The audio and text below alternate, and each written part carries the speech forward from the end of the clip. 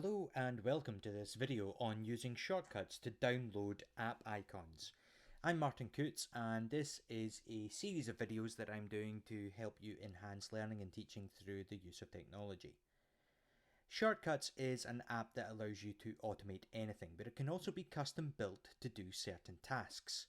For the purposes of this video, I am going to go into Shortcuts, which is down the bottom here. I'm going to tap on this custom one I have built called Save App Icon, and it prompts you to search for either iPhone, iPad or Mac. So let's have a look for the Clips app icon, popular one with educators. When I tap it, it downloads. I can copy it. And then when I press done, it asks me to set a name for it because it's going to save it into a folder in iCloud Drive called App Icons.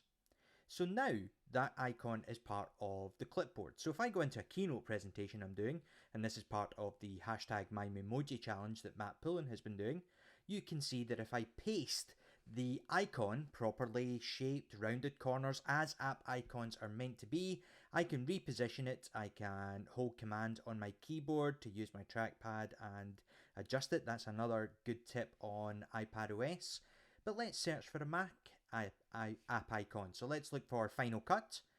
Let's press done. You can see I've got the list here. If I tap Final Cut Pro at the top, does the same thing, gives me the app icon. Now these are transparent images. There is no background in this. So when I copy it, set the name as before, tap done. Again, it saves it into my Files app. I can now right click and I can set paste again. This time it's going to paste the macOS app icon. Now I can readjust the size of this as before, but this time I'm going to put it down to the bottom.